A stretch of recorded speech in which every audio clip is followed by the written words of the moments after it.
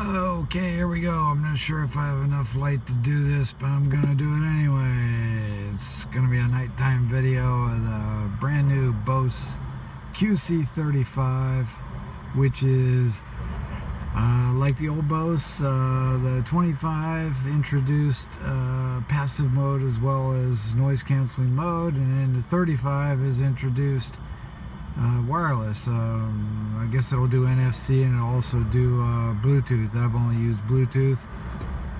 The Bluetooth, it works good. So here we go.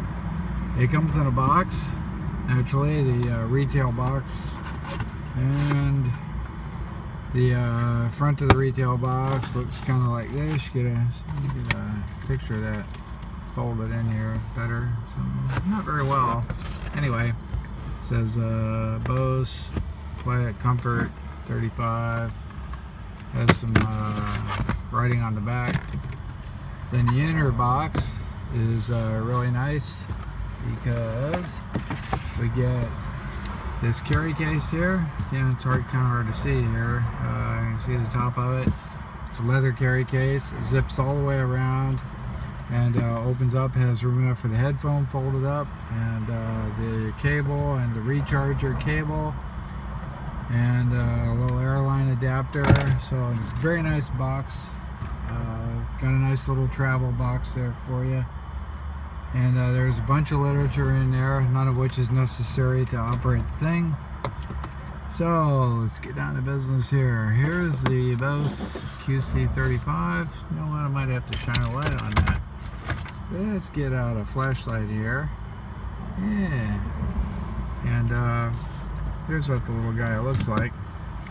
Now the headphone ear cups fold flat. That's the only folding you get.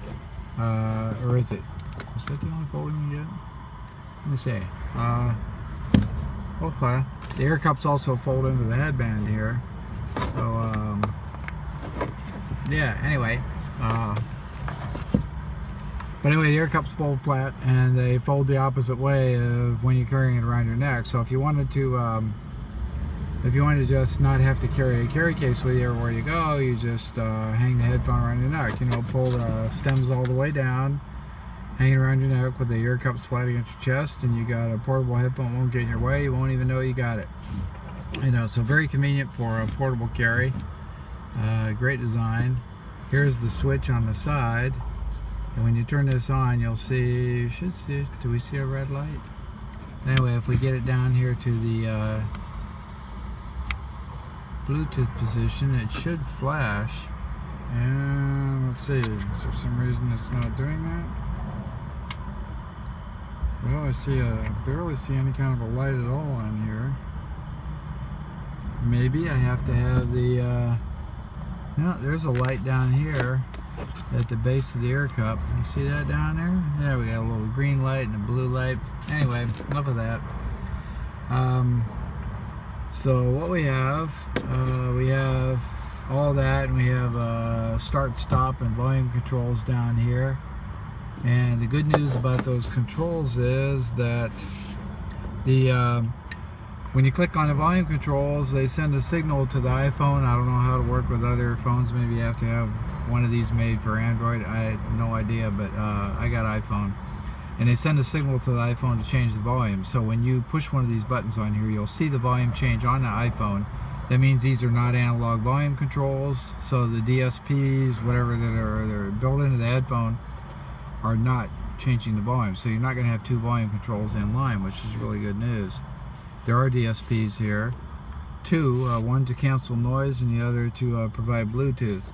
As far as I know, with the Bose QC-35, you cannot have, you can have noise canceling only without Bluetooth, but you cannot have Bluetooth only without noise canceling, because the switch just goes right through the noise canceling. And so I hope somebody can correct me on that, but as far as I know, you can, when you're doing Bluetooth, you're going to get noise canceling, and that's the end of that.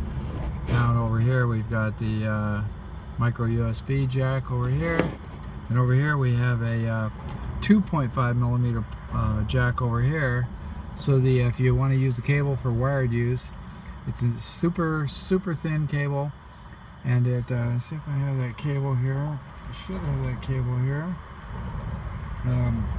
There's not much to see. It's black and it's very tiny, and I don't think it's in there. Well, anyway, an extremely thin, short cable with a 3.5 plug on one end and a 2.5 plug on the other, and going into that jack right there. And there we have the world's best ear pads. Very soft, super nice. The headphone, compared to the QC-35, went from 7 ounces to 11 ounces, so it gained 57% in weight, but it's still pretty light. It's lighter than you know, some of the much worse headphones like Master and Dynamic, but anyway, it's got real good padding in it and everything else.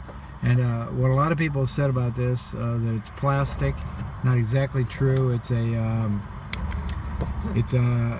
like a nylon filled something or other, kind of like those G10 handles or the nylon handles they have on a lot of these custom pocket knives or high-tech pocket knives.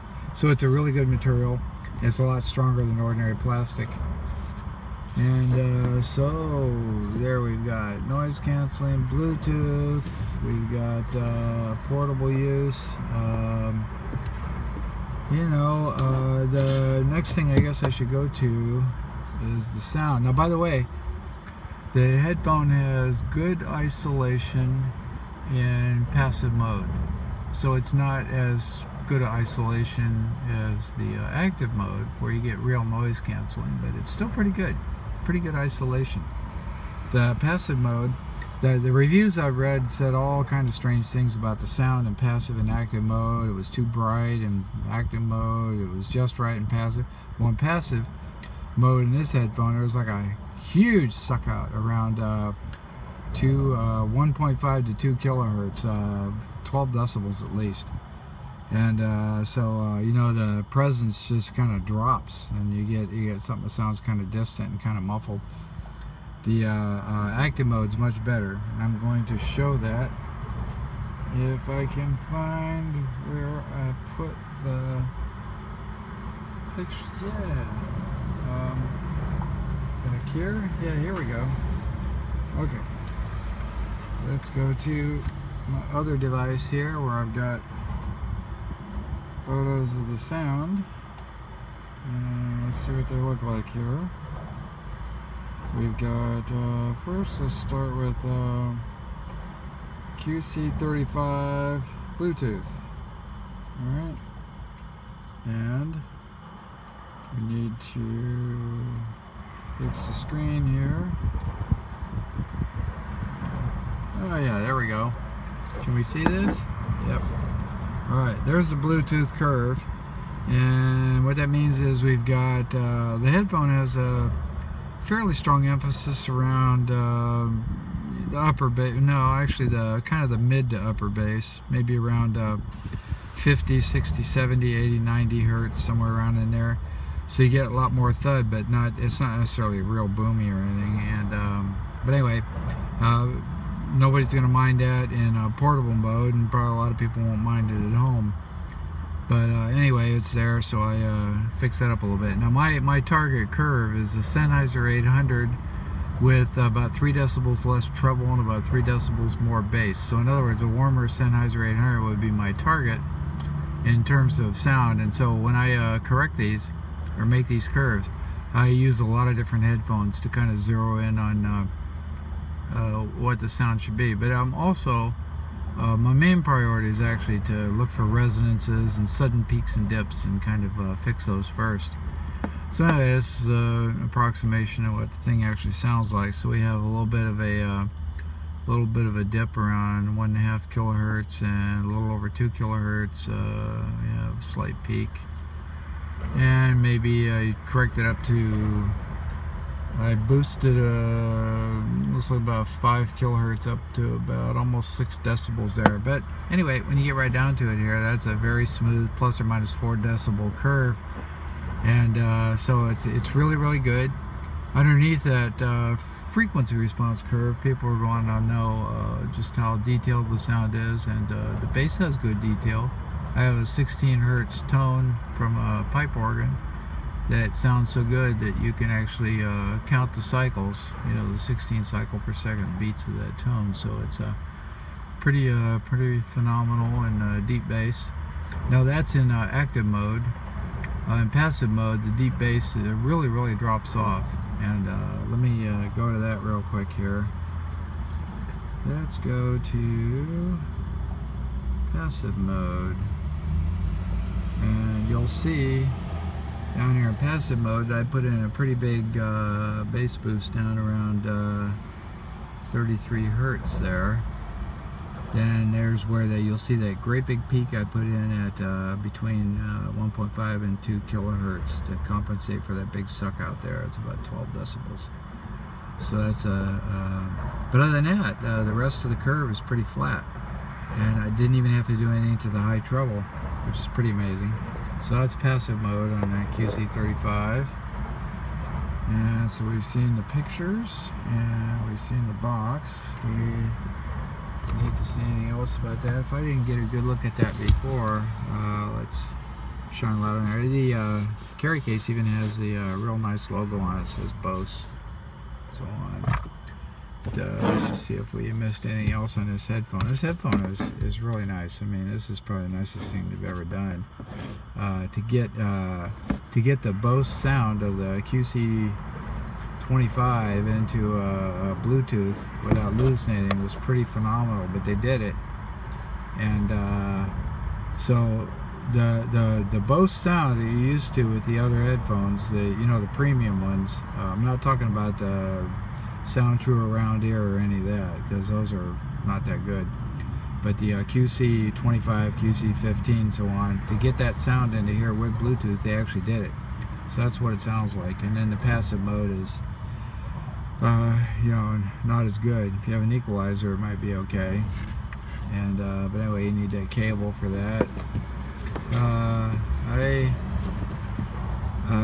$350 they charged me for this. Okay, I got this at the Apple store. So I would say highly recommended in spite of the price. A lot of people will probably argue that it's not the highest 5 sound and everything else, but I think it's pretty darn good. And for travel, highly recommended. And again, there is some isolation in passive mode. As far as leakage goes, I didn't try it out, but it's a pretty good seal on these. So I imagine the leakage is going to be very low, unless you're playing at ear blasting levels, sitting right next to somebody. It should be all right.